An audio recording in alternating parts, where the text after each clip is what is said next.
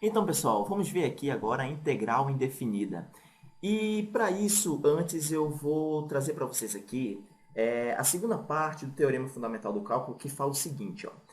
A integral de uma função f de x indo de a até b, tá ok? Por isso que a integral definida, ela tem exatamente o limite de integração, tá? O b seria o limite superior e o a o limite inferior.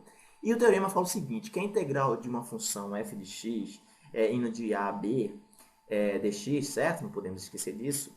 Isso aqui nada mais é que f de b menos f de A. E esse f maiúsculo aqui, pessoal, significa o seguinte, que essa função aqui é exatamente a função cuja derivada é f de x. Né? Muitos livros chamam de função primitiva, aquela função que originou, cuja derivada é f de x. Ok? Então, podemos pegar aqui um exemplo para aplicarmos esse teorema aqui, certo? Então, temos aqui, vamos pegar aqui um exemplo. A integral da função x ao cubo, cujo limite inferior é zero e o limite superior é 1. Então, como é que encontramos a integral definida dessa função aqui? Olhem só, primeiro podemos integrar essa função aqui, levando em consideração, aliás, esquecendo os limites, tá, de integração aqui, tá bom? Podemos considerar apenas x ao cubo, e essa ideia está mais para a integral indefinida. Consideramos apenas a equação. A gente vai encontrar aqui a fórmula geral da área, ok? Depois vamos estipular aqui o limite, né, de integração. Beleza, como é que já está estipulado? De 0 a 1. Vamos considerar aqui então somente x ao cubo. Então vamos encontrar uma função cuja derivada é x ao cubo. Vamos então considerar que... Então eu vou colocar aqui, depois com o tempo vocês não vão precisar fazer mais isso. Isso aqui é só para a gente visualizar o que está acontecendo. Então vamos chamar a derivada da função f de x igual a x ao cubo. Ok? Temos que encontrar uma função f de x cuja derivada é x ao cubo. E como é que fazemos isso? A gente viu lá em integral indefinida. Somamos uma unidade ao expoente aqui. Então vamos ter x elevado a 3 mais 1, estou somando uma unidade do expoente, e é o resultado aqui, ou seja, teríamos aqui 3 mais 1 também, ok? Então, temos aqui x à quarta por 3 mais 1 seria 4. E encontramos aqui a função cuja derivada é x ao cubo. Não precisamos aqui da constante como na integral indefinida, pois o que vai fazer efeito na área seria exatamente, na fórmula da área, né, seria exatamente essa função aqui. Ok, pessoal? Então, temos aqui exatamente a integral dessa função. Então, teríamos aqui x elevado a 4 dividido por 4. E como temos aqui um limite superior e inferior, agora sim vamos encontrar através do cálculo e aplicando exatamente esse teorema fundamental aqui, né, vamos integrar essa função aqui. Aliás, vamos agora calcular, né, substituindo os limites inferior, o limite aqui inferior e o limite superior. Então, vai de 0 até 1. Então, como é que fazemos isso aqui, pessoal? Pegamos a função que encontramos, no caso x elevado a 4 por 4, tá ok? E substituímos primeiro o limite superior, no caso aqui seria b, e depois subtraímos pela substituição do limite inferior na função.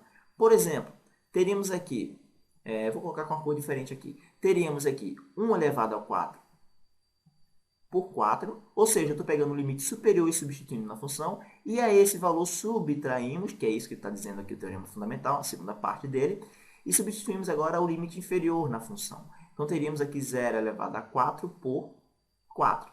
Então, isso aí nada mais é, ok? Então, isso aqui eu vou fazer aqui embaixo, nada mais é que 1 quarto menos 0 dividido por 4 é 0, não precisa. Então, isso aqui é a área dessa função aqui, no limite, né, de 0 a 1. Entenderam? Então, a gente encontrou primeiro, pela ideia de integral indefinida, a fórmula que vai nos dar a área, e depois aí sim substituímos os limites, né? Estamos querendo encontrar a área dessa função, que está sob o gráfico dessa função, de 0 a 1. Tá ok? Então, a gente poderia até pegar aqui o GeoGebra, e eu vou trazer para vocês. Eu estava fazendo um trabalho aqui, só que a gente pode apagar. Vamos colocar a função de x, tá? X ao cubo indo de 0 a 1. E vamos ver o que temos aqui. Então, vamos colocar aqui a função x ao cubo, indo aqui de 0 a 1. Tá ok? Então, teríamos aqui, pessoal, e eu vou subir um pouco esse gráfico aqui. Então, teríamos aqui, e vamos aumentar aqui a quantidade de retângulos, pois não tem nenhum retângulo. Vamos aumentar e percebam que esse valor é aproximadamente 0,25. Se aumentássemos ainda mais a quantidade de retângulos, ia chegar, essa aqui é exatamente 0,25, que é um quarto que a gente achou, certo? Que é exatamente esse valor aqui que a gente achou. 1 dividido por 4 é igual a 0,25, ok? Então, a fórmula nos deu a ideia geral, tá ok? Aliás, a integral nos deu a fórmula geral da área e encontramos exatamente no intervalo de 0 a 1 a área dessa função, ok? Que é o que está esquematizado aqui, ó. Pegamos somente aquela fórmula lá que encontramos primeiramente, x elevado a 4 por 4, ela nos dá a fórmula geral de qualquer parte do gráfico. Mas só a gente só quer apenas de 0 a 1. Então, por isso que a gente utilizou a segunda parte do teorema fundamental do cálculo. Ok? Porque a gente só quer apenas essa região que está em azul aqui. Tá bom, pessoal? Então, a gente pode até pegar um outro exemplo aqui. Podemos pegar uma outra função. E essa função seria... Eu vou colocar aqui do lado. Podemos aqui dividir um pouco, vai ficar meio garrachado, mas só para a gente, para massificar, né? Podemos encontrar aqui a integral da função, por exemplo, da função cosseno de x.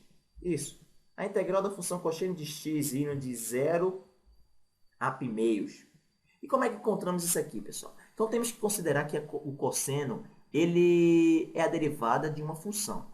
É cosseno. Então, que função é essa? Qual foi a função cuja derivada é o cosseno?